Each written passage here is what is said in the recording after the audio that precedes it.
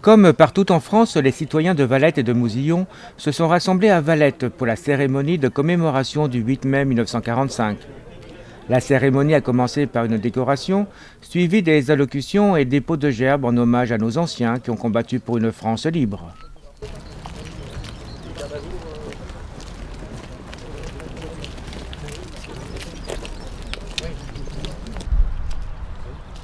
Soldat de deuxième classe, Joseph Delaunay, au nom du président de la République, nous vous conférons la médaille militaire.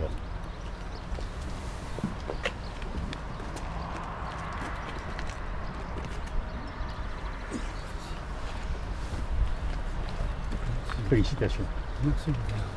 Après 6 longues années de guerre, la France retrouvait enfin la paix alors que les combats continuaient en Extrême-Orient et dans le Pacifique.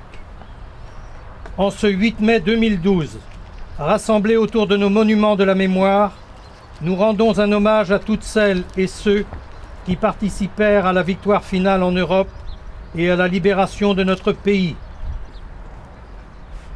Le sacrifice de tous ces hommes et toutes ces femmes a permis à la France de retrouver sa liberté et à plus de 2 millions d'exilés, prisonniers de guerre, déportés, résistants, requis au travail forcé, de retrouver leur foyer. Plus que jamais, aujourd'hui comme hier, nous devons rester vigilants pour défendre la paix, ce bien si précieux contre tous les dangers qui la menacent, intolérance, précarité, racisme. Hélas, le bruit des armes, les massacres d'innocents n'ont pas cessé dans ce monde en cette année 2012, mais se multiplient. Il est de plus en plus urgent que ces journées de mémoire soient enseignées à notre jeunesse et que celle-ci participe à ces rassemblements. Puissent la tolérance et la solidarité entre les hommes nous unir pour construire la paix en hommage à tous nos aînés qui ont donné leur vie. Mardi 8 mai 2012. Nous sommes aujourd'hui réunis pour commémorer le 67e anniversaire de la victoire remportée par les armées françaises et alliées sur la barbarie nazie. Après plus de 5 longues années de guerre, le nazisme est anéanti. C'est la fin du cauchemar que l'Europe a enfanté, qu'elle a traversé, qu'elle a vaincu. À l'Ouest, les démocraties sont victorieuses, la liberté l'a emporté.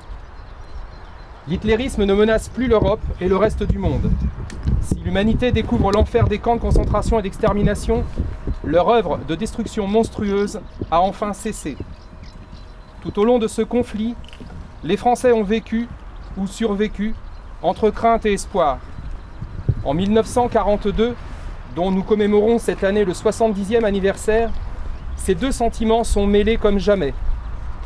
1942, c'est en effet le temps de la honte, avec la mise en œuvre de la Shoah, le port de l'étoile jaune, les grandes rafles, les premiers convois vers Auschwitz. C'est le temps de la faim, de la peur, du mépris, celui des fusillades d'otages, de la relève, de la circonscription obligatoire, avant le STO, pour aller travailler en Allemagne. Mais 1942, c'est aussi le temps des espérances, les premières ripostes alliées, l'arrêt de la pénétration allemande sur le front russe et la lueur d'espoir qui naît dans le désert libyen quand Bir Hakeim, des soldats de la France libre, enrayent l'avance ennemie. C'est aussi le débarquement allié en Afrique du Nord, prélude à la reconstitution de l'armée d'Afrique. C'est enfin l'année où, dans l'ombre, se multiplient les contacts entre mouvements et réseaux clandestins qui vont renforcer la résistance intérieure.